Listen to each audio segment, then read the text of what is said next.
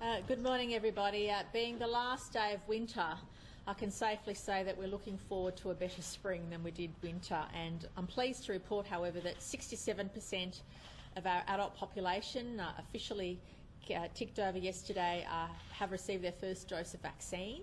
So it's really pleasing to know that officially we were 66-point-something% yesterday. 2/3 of our adult population is now vaccinated, and obviously we want to get to that magic 70% and 80% as quickly as possible. So can I please encourage everybody who's not yet made plans for vaccination to really consider September the month when them and their loved ones, your loved ones and your family are vaccinated. It's so critical for all of us to have a more hopeful spring by making sure we get those vaccination rates up. To 8 p.m. last night, we had 1,164 cases of COVID.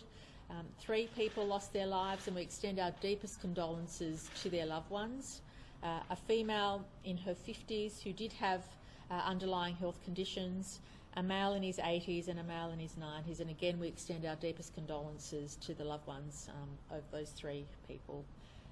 Again, I wanted to stress the importance of vaccination, and we're looking forward in this week, perhaps we get to the 7 million or at least 70% first dose vaccination in New South Wales would be amazing, because once we know that you've signed up to your first dose, you'll be getting your second dose. And what we want to see then, and Dr. Chant and the Minister and I were just discussing this earlier, is once we see first doses get to 80%, we know that we'll be able to reach that target. And it's so critical for us, because whilst 70% will give those of us that are vaccinated, 70% double dose gives those of us vaccinated freedoms, 80% double dose allows us to look at international travel, welcoming home all Australians. How wonderful would it be to welcome back all Aussies who want to be reunited with their families by Christmas? And New South Wales will step up to support that cause and that case. And I really stress to everybody the importance of vaccination. So please think about our community, think about your own loved ones, and think about where we can move forward together as a society. And today we're really pleased to have with us Nurse Michelle Dowd. Michelle is an intensive care nurse unit manager at Liverpool Hospital. She's going to speak to us about what it's like being a nurse in intensive care with COVID patients coming in one of our hotspot areas. But I wanted to take the opportunity through Michelle to acknowledge all of our nurses across the network, across New South Wales. Nurses have stepped up, and whether they've been trained to work in ICU, whether they're supporting us in our vaccinations, and often they're the ones holding the hands of COVID patients when relatives unfortunately aren't allowed to visit them. So I can't thank enough our nurses across the state. Please know you're deeply appreciated, and we know that we'll be asking you to do more in September and October, but we also know this is the training that you've received and that you're up for the task. And I just want to say that we're thinking of you every day, appreciating the stresses you're under, but also deeply grateful for the wonderful work you're doing to support those most in need. So Dr. Chant will now give the health update. The Deputy Premier will speak about regional New South Wales, and Nurse Michelle Dowd from Liverpool Intensive Care Unit, who's the Nurse Unit Manager, will speak about the role of nurses in a hotspot. Thank you very much.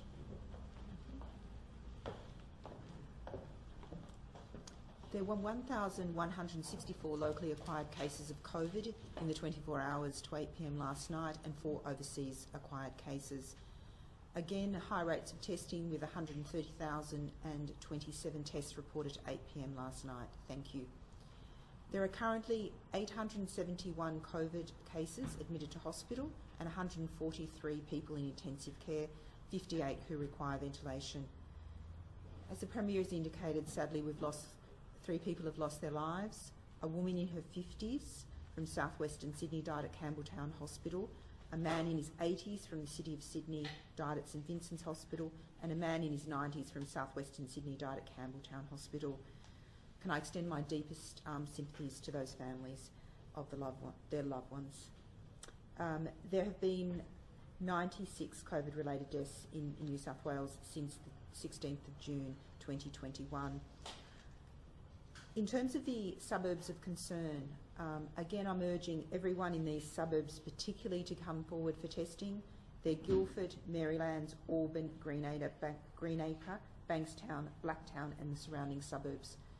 I can't stress enough how important it is for us to also see the immunisation coverage levels in these LGAs, and particularly the suburbs that I've talked about, rise very quickly.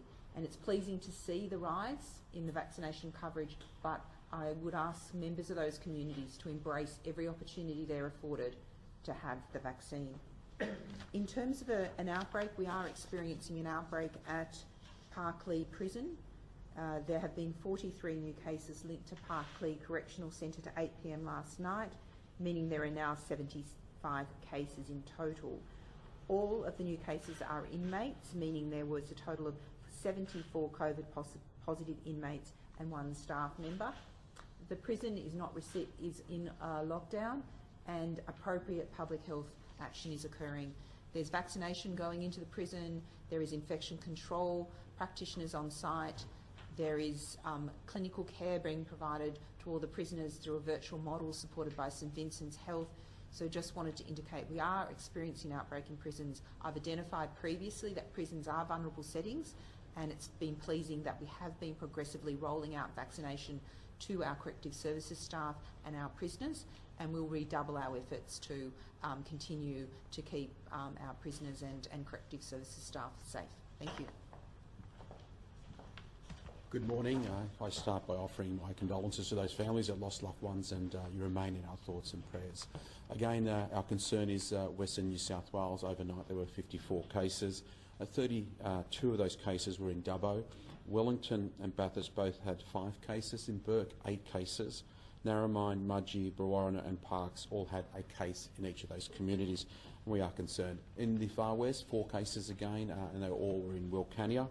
The Hunter New England Local Health District, again 2 cases, this time in Lake Macquarie Local Government Area and the Port Stephens Local Government Area. In the Illawarra, we have 4 cases in Wollongong and 1 case in Shoalhaven.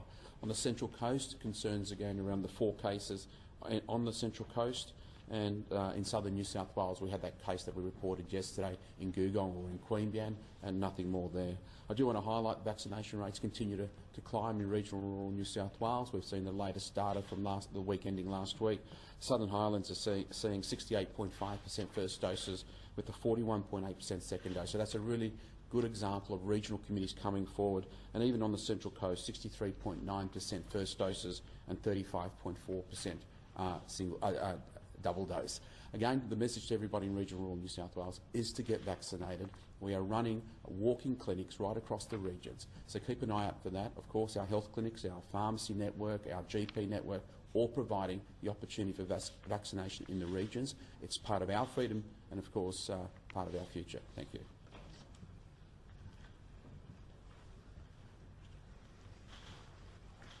Good morning. My name's Michelle Dowd and I'm the Nurse Manager at Intensive Care for Liverpool Hospital. I'm here with you today to share what it's like for intensive care nurses on the front line during this pandemic response, and to encourage you all to please get vaccinated. Intensive care units in our hospitals are where we look after our sickest, most vulnerable patients. We work in a large team of health professionals and support staff to look after the sickest patients in the hospital. These are patients who've been victims of trauma, patients who've had strokes, cardiac arrests, major surgery. To keep everyone safe in our intensive care unit right now, we've essentially divided it so we can keep the COVID and the non-COVID patients separate and protect the most vulnerable. The Delta variant is just that contagious, and that's why vaccination is so very important. Intensive care patients need one-on-one nursing care. They need to be monitored really closely so that we can respond immediately in case they deteriorate. If you or your loved one is in intensive care right now for any reason, you may not be able to have visitors. We know it's really hard at the moment to be separated from your support network, but the amount of virus that's circulating in the community just poses too much risk to our patients. For our COVID ICU patients, they can't have visitors at all. Every day we're communicating with families over the phone and by video call to connect them. In the worst cases, at the end of life, we'll connect a call with the family and we'll hold the patient's hands and we'll provide as much care and comfort and support as we possibly can. We know this is really hard for families. This is really hard for us as well. We normally work really closely with our families at the bedside when we look after our intensive care patients. But looking after COVID patients is not just emotionally hard for intensive care nurses, it's physically really hard work as well. These patients are some of the sickest we've ever seen. They require so much support and monitoring and physical care. We're in layers of PPE, sometimes for hours at a time.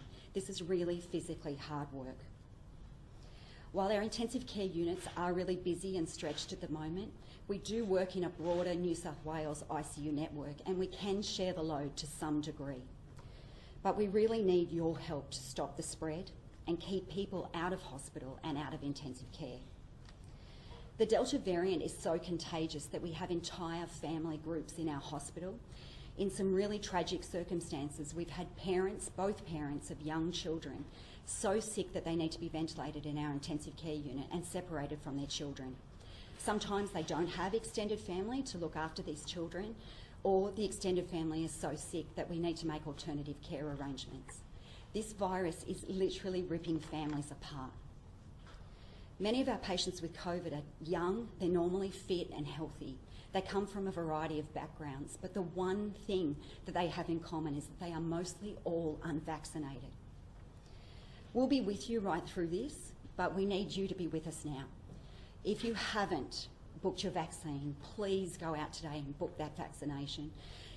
Follow the health orders. Help us as your frontline healthcare workers to keep patients out of hospital.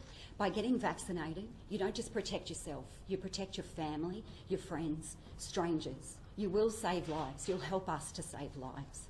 So I know that the restrictions are really hard. We all want things to get back to normal, but we have to stay the course. So please, book your vaccination today, work with us, and we will get through this together. Thank you so much.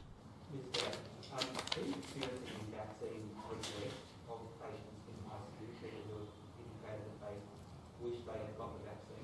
Certainly not something we're going to ask our intensive care patients, but you know, I think when we're reviewing this, when we go back and we talk to people who've recovered, that will certainly be something that they say, but right now we're just really focusing on supporting them through this.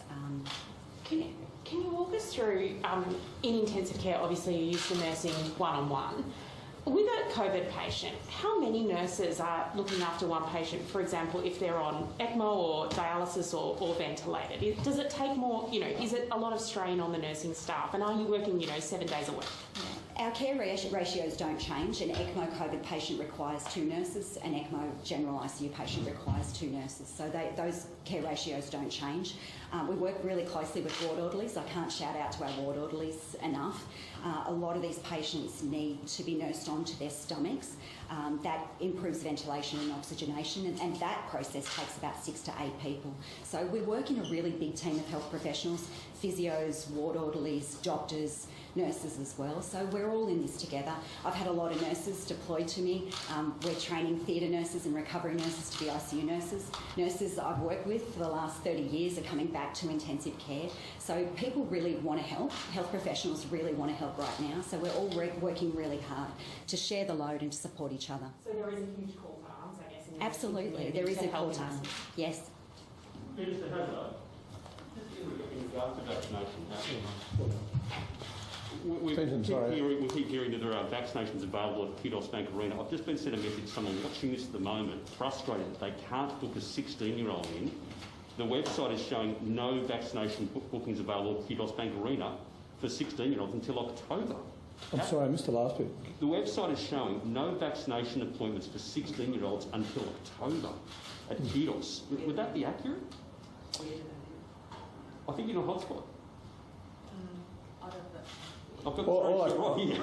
Yeah, look, Clinton, what I'll say is this, that I know it's a struggle because I've spoken to quite a few people who would like to have the vaccine. Quite simply, there is not enough Pfizer in New South Wales or anywhere in the 2 major states, that is New South Wales or Victoria, for the people who are now wanting it. We're certainly asking the federal government to try and get us more Pfizer vaccine. But what I would say is, for older patients, for older residents, you can also have AstraZeneca. So if you're 18 or over, have AstraZeneca. I've got personal friends, family members who've had AstraZeneca. Go and have it. AstraZeneca is a very good vaccine. It's saved vast numbers of people right across the world from what is an extremely dangerous virus. This virus is killing people all across the world in great numbers. Go and get vaccinated as fast as you can. I can also say the system here in New South Wales is working as best as it can. As we've just heard from Nurse Michelle, health staff at the front line are just desperate to see us all get vaccinated as quickly as possible, because if we fail to get vaccinated, then we're putting our families at risk, we're putting our community at risk, and we're putting frontline health staff at risk. Sorry, can I finish? Look, and I just want to say this, that if you are over 16 and you can get the Pfizer, then of course look around. There are various opportunities on the booking systems, but also quite simply you might have to be patient until the federal government can provide more Pfizer to New South Wales and indeed also to Victoria. Sorry, Lucy. Sorry, I'll just do Lucy, Alex, and I'll come back. Minister Hazzard, how many ICU nurses do we have in New South Wales? And we're hearing lots about, so many members of staff being taken offline because they're becoming close contacts at hospitals.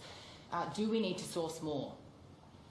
Well, as Michelle just said, since the pandemic started last year, there's been a lot of work done to build staff resources in what is normally an extremely specialised area of medicine.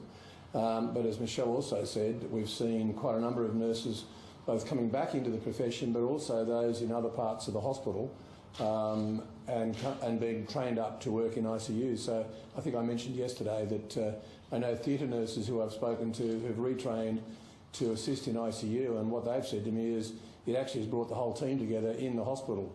I think I made the reference yesterday to being a bit like an aircraft carrier, and there's somebody who's in the bow or of the ship may not know what's going on in the stern, but now there are quite a number of additional staff who've been trained up to work. So it's a matter of having the expertise, the guidance of someone, of course, like Michelle, and also the equipment. And we've done everything we can here in New South Wales to make sure that's the case. Is there a and we'll continue.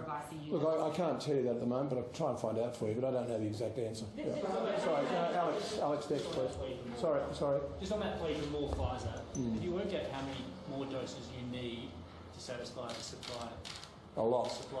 A lot. Is there a number there? Look, Pfizer, unfortunately, the mixed messaging that's gone on over the last 6 or 8 months on the vaccines, particularly AstraZeneca, has not been helpful to the broader community's understanding of just how important it is to get vaccinated from any vaccine that you're eligible to get. And as Health Minister here in New South Wales, I'm extremely frustrated about that, and I think that frustration is shared by many of the health staff, the frontline health staff.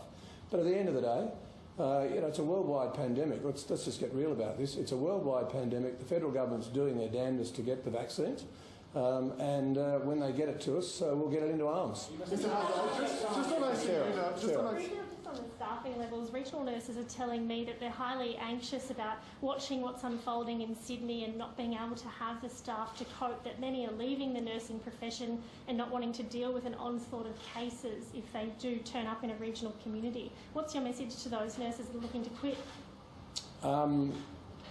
There might be a small number, but Sarah, I've actually not seen that. In talking to the health staff, I think this pandemic has been a clarion call to nurses who are in the profession, but also nurses who've left the profession to come back and fight this virus. We're at war. And you just heard what Michelle said. There's a real enthusiasm for the entire team to be there fighting the virus. And so if there are some that haven't decided to respond to that, well, that's a matter for them. But I'm quite confident that when I see them, I talk to them every day. New South Wales health staff generally, doesn't matter whether you're the cleaners making sure that the virus is being cleaned out of the hospitals, or whether it's the nurses, or whether it's the doctors, or the front patients serving administrative staff. They're all working their backsides off, putting it bluntly. And that's why we keep saying, give them a fair go, folks. Go and get vaccinated. If not getting vaccinated is actually self-entitled and indulgent in the extreme in the middle of a pandemic. Go and get vaccinated and be fair to the rest of your community. Mr. Hazzard, just on ICU nurses, thank you. Just on ICU nurses, we're hearing that part of the problem is also that ICU nurses have left to join vaccine clinics and special health accommodation, and they're very skilled staff. So I was curious, are there any plans to maybe recall skilled ICU nurses from vaccine clinics back into ICU? I don't think that's right. I think certainly there are nurses who have had to be taken off the front line. I think I've said before that we have the biggest health staff in the country by a long shot. There's about 140,000 people that make up our health system. And part of the issue is certainly, or that's brought the pressure on the actual hospitals, is that some of the nurses who would normally work in various parts of the hospitals have had to go into doing the preventative work, and that is vaccinating in our various vaccine centres. And so you'd expect that sort of pressure, but I certainly haven't heard of any current ICU nurses leaving. The Nurses Union has mentioned some of their staff have gone now. Well, let me finish, please. There may be a small number, and certainly what I would say to the Nurses and Midwives Association is, instead of giving the negativity, how about you get out and back everybody and be a bit more positive, because I think that's not helpful. And I've noticed that the HSU, Health Services Union, has been extremely supportive and positive, and I want to acknowledge them for being out there and making sure the community know, and the health community know, that we're all in this together. But I have noticed that one or two of the other unions are actually out being negative. That's not helpful. Ursula. Could we ask you, the Premier mentioned yesterday the modelling which will show that October is the worst month for our ICUs. Can you tell the people what is the number of cases that we're predicting in the community in general and in ICU? What's the worst case scenario that we could see in October? Look, I've talked about this many times, that the modelling that we see, there's a whole range of modelling. And of course, the Doherty Institute has put out its publicly what it is estimating is going to happen over the next few months. What the actual figures are vary depending on the inputs. The most important input, of course, is how many people are going to get vaccinated. So the short answer is, as I said earlier, get out and get vaccinated. Don't be so selfish or self-entitled as to think you're different from the rest of us. You're not. Go and get vaccinated and give the entire community, particularly frontline medical staff, a fair go. Ashley. So just in terms of talking about capacity across the network as we head to October, which foreshadowed that there'll be a lot. The AMA has come out today and said, yes, you have all the equipment and there's the capacity, but there won't be enough staff to work. Are you confident? Sorry, is that the New South Wales AMA? Yes, the New South Wales. Danielle AMA. McMullen? Yes. Really? Yes. Well, look, thank you, Danielle, for those comments, but she's not directly involved in what work is going on inside our health system. She's a general practitioner, and the information that the Premier and I are getting from our health system is we have got appropriate staffing levels, but of course it's under pressure, and it will be. We're in a pandemic. Premier. Can we just check in with you on... So demonstrated deadlines to thousands of aged care workers who haven't got their vaccination. How confident are you that they will, and is this something that should have been done sooner? Look, aged care is obviously the responsibility of the federal government, and the federal government asked each of the states and territories to use their own legislation rather than the Federal Biosecurity Act to ensure that staff in aged care facilities were vaccinated by the middle of September. I'm not at all confident that all those staff will be vaccinated, and that's a matter for the federal government to discuss with each of the states and territories as we get closer to that situation. But what I would say to all of the staff in aged care facilities, and we value what you do looking after our senior citizens, is you have an obligation to go and get vaccinated quickly. There is an expectation when we see our older folk go into an aged care facility, if it's my mum, my dad, your dad, we expect there to be people there who've been vaccinated and are looking after them. So I understand the federal government's desire to get it done, but it's certainly not at the rate that I would like to see it done. Can I just finish? Can I finish, please? And so I would say to the federal government on that issue that we need to actually put in place an appropriate system. It shouldn't be up to each state and territory to determine what will happen in the middle of September if, in fact, they don't have all those aged care facilities vaccinated. That's a discussion that has to take place with the federal government. You didn't really answer Ursula's question. In relation to the modelling which predicts October will be... I've answered the question as far as I've answered. You said it depends on inputs. On the inputs, what's the figure? In regards to the vaccine rollout in the high-risk LGAs, some residents have been told to wait 8 weeks between their first and second Pfizer dose. The national standard is between 3 and 6 weeks. How far will this push back your modelling to get to 70 and 80% vaccinated? And are those residents in those suburbs now at higher risk? Obviously, the percentage or the vaccination rate in relation to second doses is based on the health advice. The best health advice we have received from Dr. Chant and the public health team is that we need as many people as possible to get that first dose in their arms. Once they have the first dose, we know they have a level of protection. And that is why we followed the health advice, and Dr. Chant and the public health team have been very clear about that. The timing between the doses is based on what is going to give maximum number of people maximum coverage in the shortest possible of time. We are still estimating that we will hit the 70% double dose figure somewhere in October. Previously, it was the end of October. If we keep the current rates of vaccination going, we could hit that in mid-October. So my message very strongly during September will be to everybody, get ready. If you're a business, make sure your employees are vaccinated. If you're a citizen, make sure yourself and your family and loved ones are vaccinated, and your friends, because that is our ticket to freedom. Vaccination is key for us moving forward in terms of getting back to normal. And normal under COVID will still mean you have QR codes, still mean you need to check in, still mean you have to maintain social distancing, wear a mask in certain settings, but we will be much freer than what we are today, absolutely. So at this stage, the rate of vaccination that we're managing to do in New South Wales will hit the 70% double dose somewhere in October. But what Dr. Chant and I are now keen to see is that first dose go up to 80% very quickly, because that will then give us an indication as to when we'll hit 80% double dose. Because you did mention that international travel, and you expect it to be by December, I think you said.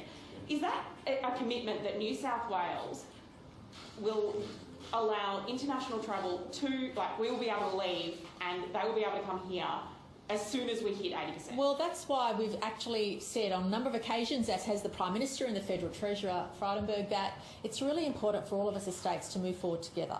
So every state is going to have to deal with the confronting fact that we have to live with Delta. And as the Federal Treasurer, I think, said a few days ago, it would be disappointing if New South Wales and Victorian residents were able to go overseas before they were able to go interstate.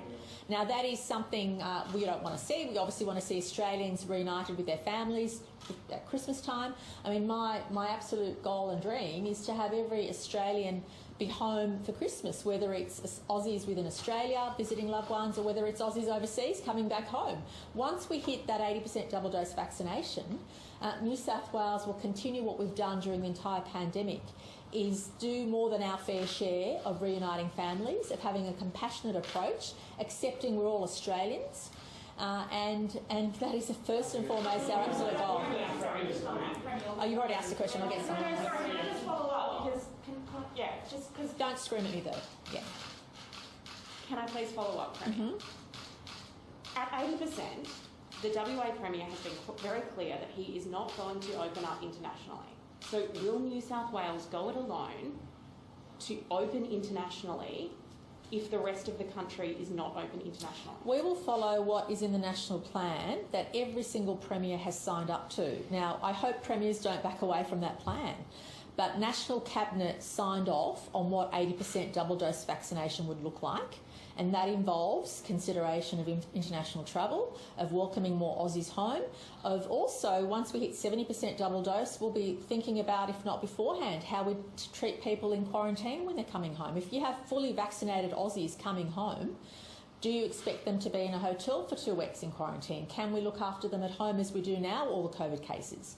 So there are lots of positive things to look forward to, and that will all depend on our double dose vaccination. But what it also depends, and I don't want to take away from this point, is that what Nurse Michelle Dowd highlighted today is all of this depends on keeping pressure off our hospital system, our intensive care system, and that means getting vaccinated. So getting vaccinated allows our hospital system to cope, but it also makes sure that we have all these positive things to look forward to. Now, the national plan, if not at 80% double dose, then when will we have international travel? 80% double dose of the adult population, and by then, I'm assuming that a certain cohort of 12 to 15-year-olds would be vaccinated as well. If not at 80% double dose vaccination, then when? I think there's only one jurisdiction on the planet that's managed to keep 80% double dose vaccination outside of Australia. I'm confident New South Wales can do that. I'm confident Australia can do that. But what it's really important is for us to move forward together. Premier, Queensland's Treasurer said this morning that LNP governments around the country are chock full of crazies and that they're not going to open up if they've got too high case numbers, even if they hit the target. Same positions in WA. So, further that question, are you going to open international borders if domestic borders are closed? Well, that is a conversation we'll have with the Prime Minister, with our National Cabinet colleagues, but I don't understand why some premiers are walking away from the plan that all of us signed up to. National Cabinet signed off. Well, what the Doherty Institute also provides information about is, irrespective of your case numbers, what you do with your public health measures at 70% and 80% is also contingent on that. So what 70% looks like in New South Wales double dose might be different to what 70% in WA looks like double dose. But it means we'll still be much freer. And the key issue for us is, remember, we are the largest population, the highest density, the highest diversity. What matters is having our hospital system not overwhelmed. And that's the delicate balance we need to consider moving forward. So every day, and this is literal, every day what keeps me awake at night is making sure that our wonderful staff, like Michelle, aren't overwhelmed in their jobs and are able to take care of everybody as they need to. And that is the figure. That's why when I say the most important figure for us to look at is the number of people in hospital and the number of people vaccinated. That is it. Because come 70%, when the vast majority of people are vaccinated, case numbers, of course, will matter, but they'll matter less when you've got higher rates of vaccination, because that will tell you to what extent the hospital system can cope in a reasonable way with all the cases. So I'm having this conversation now because our citizens are entitled to have direct and transparent advice, as I receive it, so that we can all start thinking about COVID in a different way once we get to 70% double dose, because the way that we deal with COVID cases, the way that we deal with quarantine, the way that we count things will be completely different once you have those high rates of vaccination, and that's why it's really important, as confronting as it's been. And I'm hoping in a few months' time, when people will look back, they'll say, well, at least in New South Wales, they told it like it was, they told us exactly what to expect. And also, the conversation we're having now will prepare us for when we get those higher rates of vaccination. You say you want to tell it like it is and give people every bit of information they need. But we still don't know what the modelling and the health advice is that you say that tells you that October is going to be our worst month. So what is the health advice and what is the worst case scenario for hospital admissions that you have been given for October with things proceeding as they are? Well, obviously, as you increase the rate of vaccination, it reduces the likelihood of people getting COVID and being severely ill of COVID. So we know now we've gone through a very intensive period of vaccination in those local government areas of concern in particular. So once the effect of that vaccination is apparent, so obviously once you get your jab, it takes 2 to 3 weeks for that to have effect, we will see a slowing down of the spread.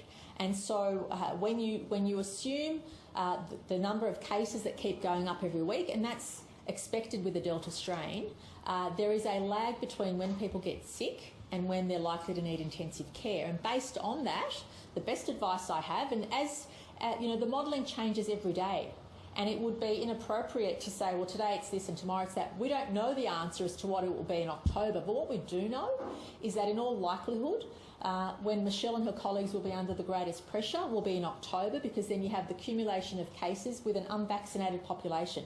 But once you get those higher rates of vaccination, the rate of hospitalisation declines. The rate of people in intensive care declines. If we have anything concrete, of course we provide that. But what the public needs to know the most is this, is that for the last 18 months, our hospital system has been preparing for this.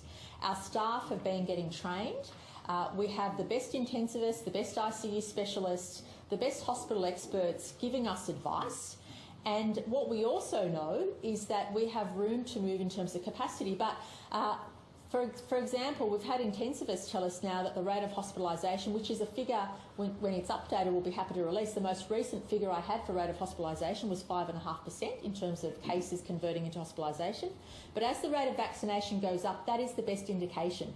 So once we get updates on that figure, of course we'll convey that. But you can already say from the rate of hospitalisation in intensive care that really it's the unvaccinated that are most vulnerable, the unvaccinated who are unfortunately the patients that are most likely to be there. And if we have anything concrete, of course we'll pass that on.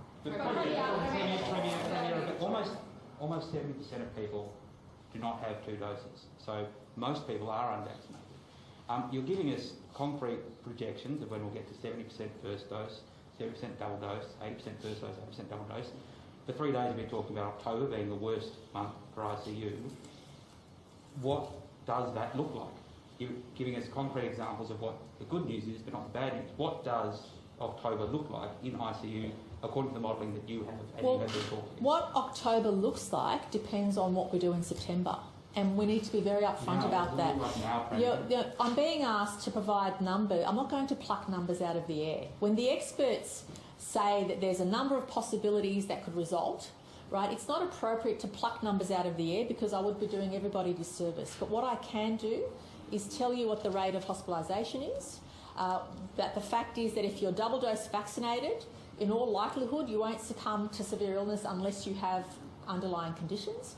So these are the important information we need to give to our community. But to provide, it's not my job to pluck figures out of air, and I wouldn't never do that. There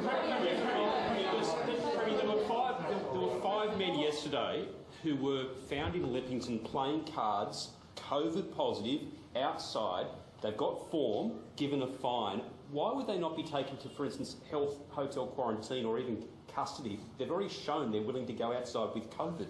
Well, I think, and this is the issue about what October and September look like, it depends on people respecting each other and doing the right thing. Why wouldn't we take harder action as a society? Well, as Dr. Chant has said, she has the ability to do that in certain circumstances. It's a power that I know isn't often used, but it's there and available. And health experts have often relied on those powers.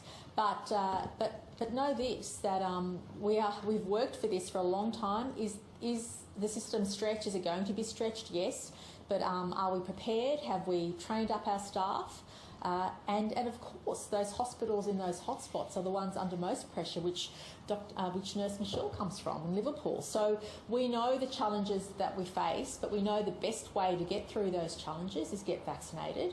But I also want all of us to keep things into perspective. The lockdown, as painful as it's been, has demonstrated that we have managed to keep case numbers relatively, I know this is confronting, lower than what would have happened otherwise. The rate of increase of cases has been consistent. It's not been exponential, and that's the way we want to keep it. And the best way we can do that is through vaccination. But I also want people to feel that once we get to those higher rates of vaccination, we will be thinking about everything differently. How we track and trace, how we quarantine, how we look at what success looks like. What success looks like is keeping our intensive care patients low and keeping vaccination rates high, because that will give us the greater level of freedom. Premier, yesterday Dr. Chant said that COVID is affecting Indigenous communities disproportionately. Are you comfortable opening up at 70 and 80% if vaccination rates in vulnerable communities like Aboriginal communities aren't near that 70%? Well, that's why, the two reasons why. Firstly, we have a very intensive vaccination program for communities that are especially vulnerable. That is why we've targeted unapologetically younger people, workforces in southwestern and western Sydney, why we asked for extra doses in far western New South Wales to support our Indigenous communities. Can you just let me make this important point? I just want to finish this important point. And that is why there is no reason why anybody over a certain age should not have got the vaccine. I've had the AstraZeneca. I'm 50 years old. I've had the AstraZeneca. Nobody of a certain age should even have any hesitancy with the AstraZeneca. And it's really important to know that when we open up, those that are unvaccinated won't be allowed to do other things because they will be exposed. That is why at 70% double dose, the freedoms will extend to people that are fully vaccinated. We cannot afford to have the unvaccinated exposed to venues, and we can't afford to have the unvaccinated susceptible to disease, to get disease. And that's why we're urging everybody, giving people plenty of notice to say, if you want to participate in the freedoms that come with 70%, that come with 80%, please get vaccinated. But that is why, whether it's our Indigenous communities, whether it's our older population, those with immuno issues or other comorbidities, that is why we have a targeted vaccination program. The federal government clearly does, and we've picked up some of the stuff that should have perhaps happened a bit earlier. But having said that, this is why we have the strategy we have. It's really important. That is why it's 70% double dose. I don't want people who've chosen to be unvaccinated complain when we get to 70% double dose.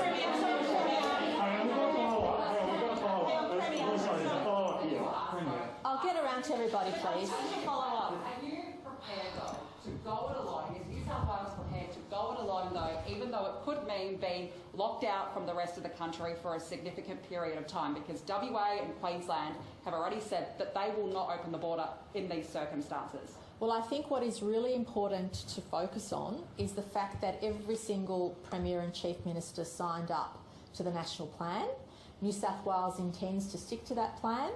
And we hope that every other state will stick to that plan. I can't account for what other state premiers choose to do or not to do, but I would be very disappointed if anybody walked away from what is a plan we've all signed up to. This is when we really need to think of ourselves not just as citizens of a state, but citizens of Australia, and accept that we have friends and relatives, work colleagues that live in different states, that we have Australians wanting to come home, and if not at 80% double dose, then when? And that is why it's really, really important for all of us to move together in a coordinated way, but also to confront what New South Wales had to confront before any other state. And that is that a lockdown doesn't necessarily mean you get lower cases, because the Delta strain is different. And what we also have to accept is that every state in Australia needs to learn to live with COVID. We can't pretend anymore that we can have 0 cases whilst Delta is on the planet. And I just urge all of our colleagues across the nation to work towards the national plan, because that is in the best interests of our citizens across the nation, and to make sure we plan as much as we can to support our hospital network during this difficult time. Premier, just in relation to Indigenous communities, sorry, just a question for NITV, just a few, if I can, please. I'm sorry? Just a couple of questions for NITV, just in relation to Indigenous communities, as you were talking about before. We're just following that story from Wilcannia, where the Marima Aboriginal Health Service in Broken Hill sent the federal government a letter last March they were predicting a catastrophe for that area, and they said that no help was received. They sent another letter to Scott Morrison last week, and they said they CC'd you into that letter, and they're basically crying out for help because they're saying that communities there are so impoverished that quarantining facilities are desperately required, and assistance to help people to quarantine at home. Now, that's one of the areas that's got the highest infection rates at the moment.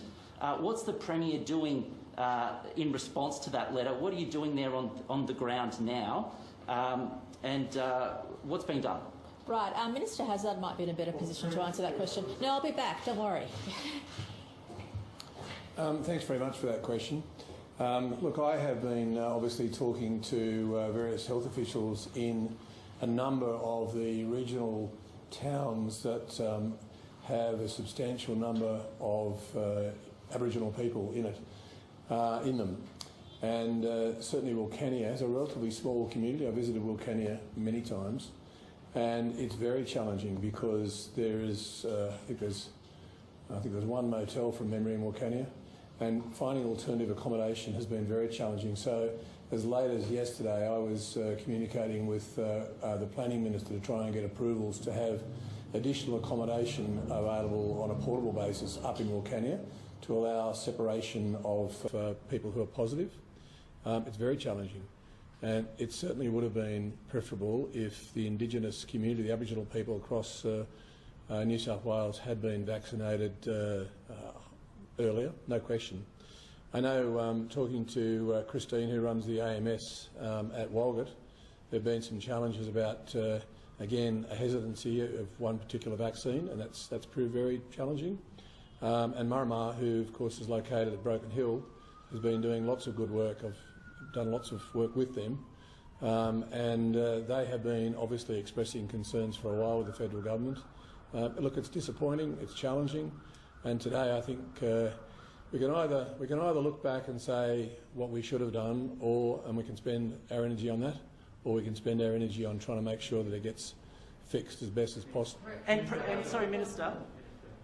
As best as possible for the Indigenous community, particularly in northwestern New South Wales, but more broadly.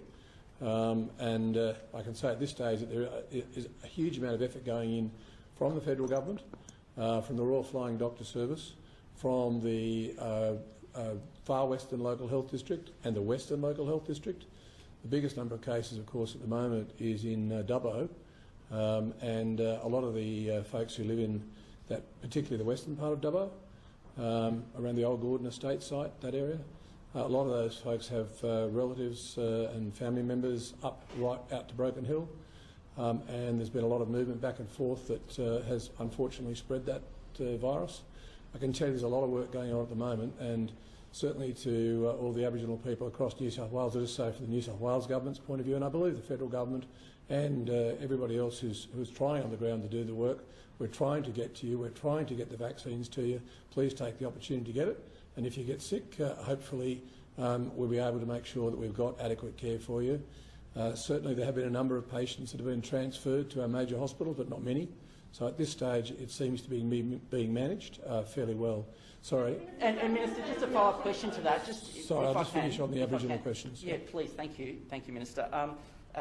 We've heard reports that there are actually pop-up emergency accommodation and isolation venues, or what look to be such, in the Broken Hill region. Can you detail those efforts? Are they up and running at the moment? What's happening? As I said, yesterday I had communications with the Planning Minister getting approvals for those issues, and it's a combined effort of the federal government and state government.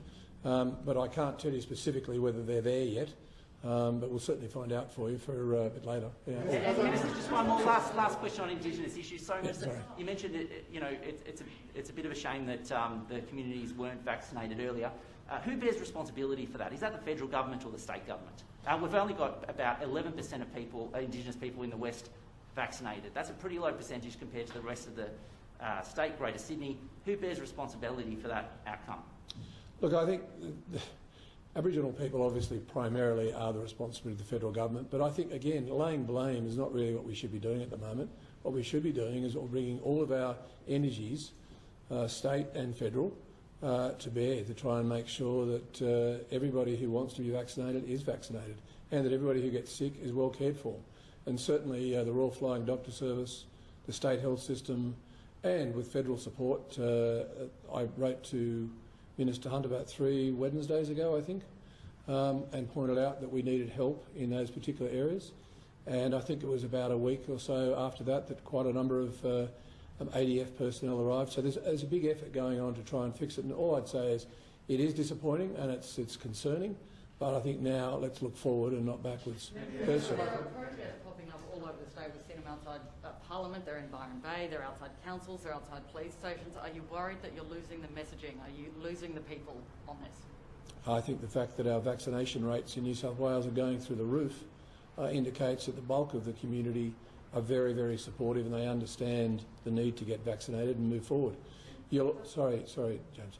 You will always have a certain group who unfortunately are spending more time on social media and listening to people with crackpot ideas than you will have perhaps reading the scientific journals and talking to the doctors. My strong advice would be to talk to your doctor about what you should be doing to try and stop this virus. I mean, when you think about it, in a few months' time, when we've got a very high level of the community, possibly 80% that'll be double vaccinated, there'll be a relatively small percentage of people who will have no vaccinations, and yet they'll still expect to come into our public health system, paid for by the taxpayers of New South Wales, and putting staff like Michelle at risk. You've got to ask about whether that's really a fair way of thinking, a just way of thinking. Why should people have that luxury not to be vaccinated and then expect to put our frontline health staff at risk by coming in and getting looked after in our public hospitals and expecting taxpayers to pick up the charge? I think it's time that people just got real about that. Sorry, James. I've got some questions for Dr. Chant as well. Yes, Dr. Chant. But Minister, just for you, quickly, how many authorised workers do you think or do you expect will not take up a vaccination dose before they are? I don't know, James. I don't know the answer to that. But what I would say is that the take-up has been quite incredible, and I want to thank all the authorised workers who have got vaccinated and are now back doing the incredible work they do right across our city and indeed across our state. Supply chains, if a lot of people. Sorry, James, you're just very quiet. It could have an impact on supply chains if a lot of essential workers don't get But vaccinated? I think they are. They're getting vaccinated very quickly, and I think they're doing well, and I want to thank them for doing that. I want to thank all the community who are actually being vaccinated. Dr. Chant, Dr. Chant, Dr. Chant. And the advice you received from Narromine. But it's important to note that they said that they actually contacted the New South Wales government, specifically the Premier, last year warning about Wilcannia. And they're critical that you guys are kind of presenting the situation as more rosy than it actually is. They're calling it chaotic there now. So why wasn't more done before the current outbreak for places like Wilcannia? As I said, the issue across all of the Aboriginal community is that the federal government had certain responsibilities at the outset, and they had responsibilities for aged care, for people with disabilities and the staff that work in those facilities, and for Aboriginal people. And they were in their particular program, and the fact that that has not been achieved is obviously disappointing. But New South Wales Health, as have each of the other states and territory health, public health units, that is state health units, have stepped up to try and assist and will continue to do that. At a personal level, I have many friends who are Aboriginal in the northwest of New South Wales, and I'm quite frustrated. As I said, I talk to people up there quite regularly, and I'm frustrated about it. But there's not much. Sorry, just seriously, you don't all have to yell. We're not rushing out, and I want to see that done as quickly as possible. Ashley. Minister, isn't that the point you acknowledge there has been failures with the vaccine rollout to Indigenous Australians, but New South Wales is pressing ahead with opening up at 70 and 80%.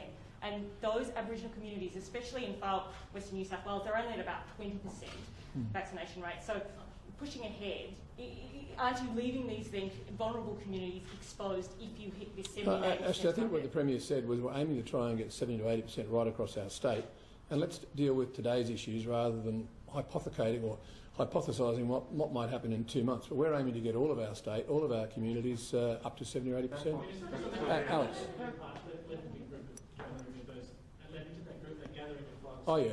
Now, they haven't been locked away. They're back in the house. We know they've done the wrong thing a number of times and possibly could do it again. Still no one find out that the Berejiklian party. Why persist with the softly approach when it comes to people who are doing the wrong thing? I think that it's fair to say the police have taken a very tough stance, and so has the New South Wales government, on those that we can take that tough stance on. And there are many. Many have received very substantial fines, and I just reiterate that fines are up to $5,000. You can end up $5,000 poorer by not complying with the health orders, and you may end up going to court and doing 6 months in prison and or having an $11,000 fine. But of course the priority, and you know this because you've been in these press conferences for 20 months, and I've explained it probably 150 times, is that the health staff take the view that when they're trying to track and trace contacts, the most important aspect for keeping our broader community safe is that our health staff be able to elicit that information from each of those people first and foremost. Police action can be taken at an appropriate time, but that's not something for health staff to actually be preoccupied with. It's about keeping our community safe through getting the information that's necessary. I think we're going to finish fairly soon, guys, because it's almost over.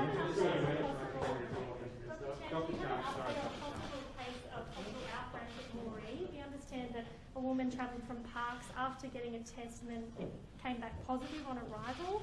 I'll have to look into that. I haven't been briefed about that, but I certainly will. And just to reassure the fact that we're very committed to ensuring there's very high levels of coverage in our Aboriginal communities. Just to let you know, there are joint teams that are going to all of the sites around the centre of Dubbo, Wilcannia, Broken Hill, but all of the small communities outside in a cyclical way, and we're hoping to go through again and do ensure that we've got those 2 doses of the Pfizer vaccine into those Aboriginal communities as soon as possible. So we are very committed to ensuring that the Aboriginal coverage actually exceeds the non-Aboriginal coverage, and that's what the pattern is for childhood vaccinations. In some ways, Aboriginal people have embraced vaccination more than non-Aboriginal people, and that's certainly our intent. Dr. Chant, the EPI report that week of ending 14th of August is out. Only 95 cases in that week, 14th of August, were fully vaccinated. The vast majority had no vaccine at all. Do you expect that trend to continue, and when would you expect that trend to shift to having more people catching a virus who are vaccinated, considering that's one of the Premier's metrics that she wants us to look at? So I would hope that it would increase. can I say unashamedly, we have prioritised the people of southwestern Sydney and western Sydney for vaccines. Whilst the risk is everywhere, clearly people in those areas of Liverpool, Campbelltown, Cumberland local government areas, Canterbury, Bankstown have been particularly impacted. And we have done all we can to prioritise it. And I know there was an earlier question around the 530,000 vaccine doses. So modelling suggested getting those doses into arms first will have the greatest impact. And obviously because of supply constraints, we had to push out the second dose to a time point when the Commonwealth had projected that they would have insufficient vaccine. If that changes, clearly we can move appointments forward, but that's actually currently consistent with the advice of extending the period from ATAGI, and we've just pushed it back to that notional 8-week period, consistent with the clinical trials that show that that's a very effective level. But obviously we're keen for people to get vaccinated as soon as possible, but it is an issue about Pfizer supply. And there's a 10% drop in the number of people being contacted, interviewed by health within 1 day of their diagnosis, at 70% in the week of August 14. Has that deteriorated further, and if so, how much? Look, we are, the case numbers are really challenging for us to manage. I'm not going to walk away from that. But I'm really pleased to say that we've put in a range of things, and I just want to thank the community for responding. So, in terms of the process, we send a text message. So the pathology... Sorry? Could I just talk about the process, and we'll talk about the stresses and what we've done. So what we're starting with is a text message that obviously they'll get a message from the private pathology provider or our pathology indicating their result. We'll then send them a text message which gives them information as well as a questionnaire, and that allows us to prioritise cases, so those higher risk cases that might be aged care workers, disability workers, and I appreciate the community responding. We're also then having police who are doing welfare checks. And so we provide a list every day of the cases, and police do visits for them, and they actually hand them a letter and some additional information. They've also got translated materials that can be handed there, again as a stopgap, because we know isolating the case, isolating the person with COVID and their family, because their family is likely to have already been infected at that point in time, is critical. We then follow up with a more detailed interview which elicits other high-risk settings, and as I said, we're triaging and prioritising. I cannot stress enough, our contact tracers are stretched, but that is why we are also putting these other range of risk mitigations in place. In addition, the clinical care teams in our districts are which is in our hospital-based system, is actually reaching out to individuals as well. And we are also responding to a large number of welfare needs and developing systems to respond to that. So yes, it is going to be challenging for us to keep those times up. We are surging, but we're trying to make sure we focus on those very key public health interventions of making sure the case is isolated and their family, and then trying to do other critical workplaces. But we have to prioritise with these case numbers. Just one more for Dr. Chant, and then one for I'm sorry. One more for you, Barry. I'm going to ask a question now. Okay, last question. No, I'm sorry, everyone's had a chance. You haven't. Yeah. Are you looking at cutting international arrivals from mid-September, and where are we at with home quarantine? In relation to quarantine, we are looking at what models will work best moving forward when we hit 70% and 80% double dose. At the moment, we have thousands of staff looking after our international returning Aussies, even though there's only 4 cases, I think, overnight in hotel quarantine versus the number in the community. So that obviously needs readjustment. And I echo the calls made by the Prime Minister today that once you get to those higher rates of vaccination, when you have Aussies coming home that are fully vaccinated, I think home quarantine is a logical place for them to be quarantined, as opposed to having so many staff involved in that. Would rather have our staff working in our IC units or giving people vaccination. So we are looking at all those options, but that's why, even to Dr. Chant's comments now, and I'll finish on this point today, we'll be back tomorrow, so you can ask all your, hold on, you're asking all your questions again. Yeah, but in terms of international arrivals, I think we've been offered to go down to half what we have now, which is what we've accepted for the next month, so we'll be doing half of our current international arrivals, but obviously we're hoping to pick that back up once we get to those higher rates of vaccination. We'll be back tomorrow and the day after that. You can ask us all your questions. Excuse me, James, you've asked about 20 questions today. This is, as I said, in relation to quarantine arrangements, in relation to how we track and trace. Once you get those high rates of vaccination, all of the systems that we've been used to for the last 18 months will change. Not only is Delta different, but vaccinating the population at higher rates is different as well. So I just say to all the community, we will be having these ongoing conversations every day to explain the changes we're making, but it's transitioning, and the Doherty report talks about this, it's transitioning from an unvaccinated population to a vaccinated population and what living with COVID looks like. But in the meantime, please stay safe, please stay at home unless you have to leave, and please get vaccinated. We'll be back tomorrow. Thank you.